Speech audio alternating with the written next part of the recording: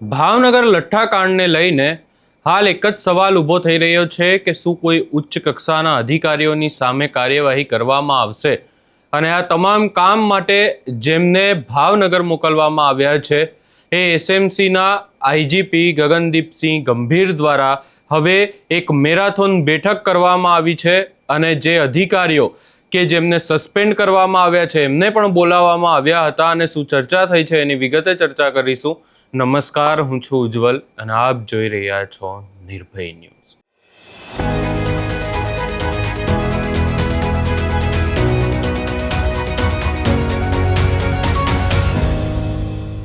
ભાવનગર લઠ્ઠાકાંડને લઈને અનેક ચર્ચાઓ થઈ રહી છે।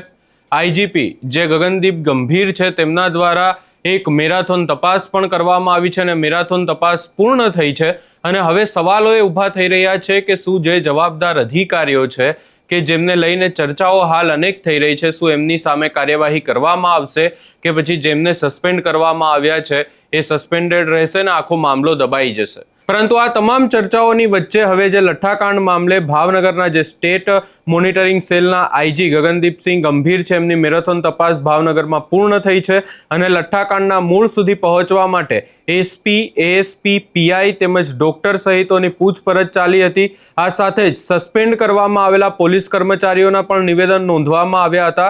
મેરાથોન મીટિંગ પૂર્ણ થયા બાદ સ્ટેટ મોનિટરિંગ સેલના આઈજી જે ગગનદીપસિંહ ગંભીર છે એમના દ્વારા મીડિયા સમક્ષ જણાવવામાં આવ્યું કે આગામી સમયમાં તપાસ બાદ વિશેષ જાણકારી આપવામાં આવશે।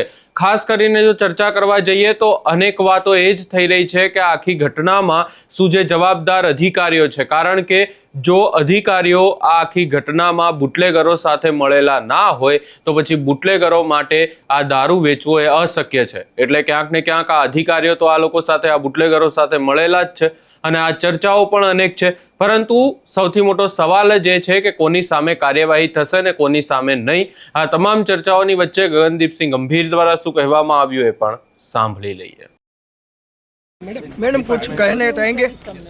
ઇન્કવાયરી બેન આજ સવારથી ચાલે છે તો અમારું કામ છે ને બૂમ બૂમ બૂમ બૂમ કોઈ નવી માહિતી હશે તો તપાસ કહી કેટલા અધિકારીઓની તપાસ આજે થઈ? આ તમને ઇન્ટરનલ છે ને હમણાં નહીં કહી શકું, કંઈ હશે તો તમારે અત્યારે પ્રેસ નોટ આપ્યો ને તમારાને જેટલા ગુનાની પ્રોગ્રેસ હશે કંઈ પણ હશે હું કહીશ તમને।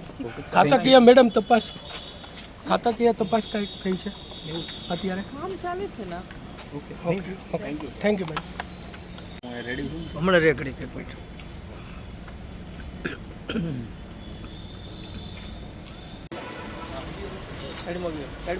હા હા હું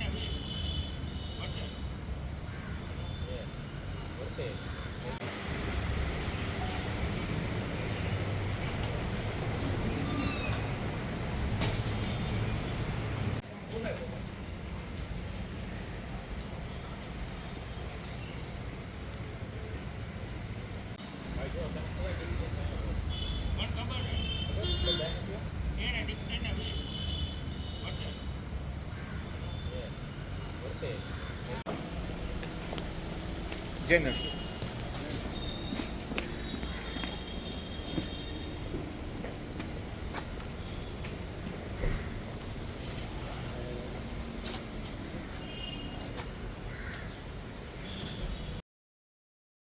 અહીંયા જો વધુમાં ચર્ચા કરવા જઈએ તો 13 જેટલા લોકોના મૃત્યુ થયા અને ત્યારબાદ હવે એક રાહત એ મળી રહી છે કે મૃત્યુઆંકમાં કોઈ પણ પ્રકારે કોઈ વધારો નથી જોવા મળી રહ્યો. એટલે રાહતના સમાચાર સૌથી મોટા એ જ છે કે મૃત્યુઆંક નથી વધી રહ્યો અને જે લોકો હોસ્પિટલમાં સારવાર લઈ રહ્યા છે એ પણ હવે દિવસે ને દિવસે એમની પણ તબિયતમાં સુધારો થઈ રહ્યો છે.